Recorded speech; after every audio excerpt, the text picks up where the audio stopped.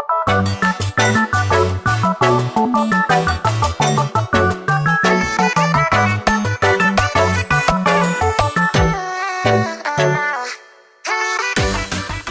semuanya, apa kabar? Kembali lagi dengan saya Dewina Ciptanita Novianasta ini.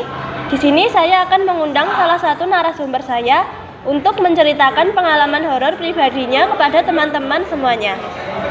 Halo, selamat siang Dea. Halo, selamat siang juga Dewina. Bagaimana kabar Dea sekarang? Alhamdulillah sehat. Bagaimana dengan kabar Dewina? Alhamdulillah sehat. Baiklah, kalau begitu, tanpa lama-lama mari kita langsung ke intinya saja. Jadi begini, saya mengundang dia di sini. Saya dengar-dengar kamu punya banyak pengalaman horor pribadi ya? Tidak juga kok, netral lah ya. Wah, kalau begitu boleh diceritakan salah satu pengalaman pribadi yang menurut Anda itu tidak masuk akal? Tentu saja, saya memiliki beberapa pengalaman horor pribadi yang menurut saya itu cukup aneh. Memangnya apa itu? Apakah sejenis penampakan atau hal lain? Mungkin hampir seperti itu. Jadi ceritanya itu dimulai dari di saat saya masih SD. Mungkin sekitar kelas 6 SD. Ceritanya itu dimulai berasal dari hari puasa Idul Fitri, tepatnya di pertengahan malam. Pengalaman itu terjadi di saat saya masih tidur di depan TV. Letaknya itu di dekatnya ruang tamu. Ya, jadi pengalaman ini sudah sekitar 4 tahun lalu ya. Itu sudah cukup lama dan kamu masih ingat. Jadi apa karena pengalaman itu sangat menyeramkan? Menurut saya tidak terlalu menyeramkan dari cerita-cerita orang lain. Karena di saat kejadian itu saya setengah sadar dari tidur saya. Hanya saja di saat itu saya memang sering terbangun di tengah malam sekitar jam 12 hingga jam 3. Karena beberapa gangguan yang disebabkan oleh hal-hal misterius, dan hal itu jugalah yang membuat saya mengalami beberapa kejadian horor di tengah malam. Baik, jadi pada saat kejadian itu apa yang kamu lakukan? Di saat kejadian hari itu saya sedang tidur di kasur depan TV dengan lampu yang mati, dan saya tidak sengaja mendengar suara samar-samar di sebelah kasur saya yang sepertinya terdengar dua sosok suara perempuan.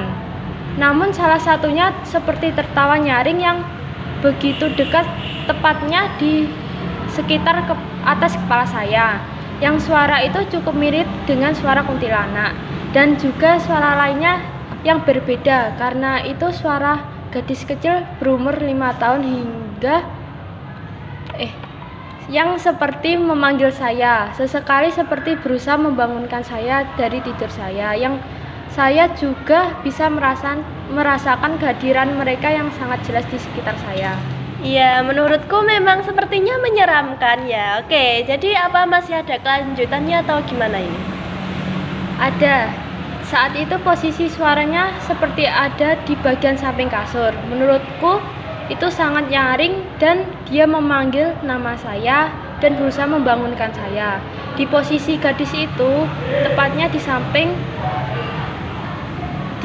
kasur saya, dengan saya yang merasakan sosok tangan yang menggenggam tangan saya, yang tangan saya saat itu sedang tidak memegang apapun. Ya, berarti kalau boleh tahu kejadiannya sudah berlalu berapa lama ya? Tidak ada beberapa jam, paling hanya menjelang 5-10 menit. Setelah itu saya kebangun dan semuanya itu menghilang.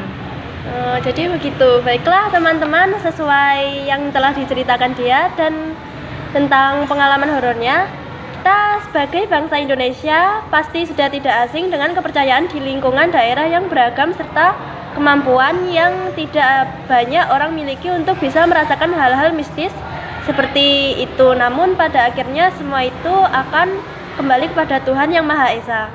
Dan jangan sampai lupa untuk selalu berdoa kepada Tuhan Yang Maha Esa untuk perlindungan serta kemudahan dalam segala hal.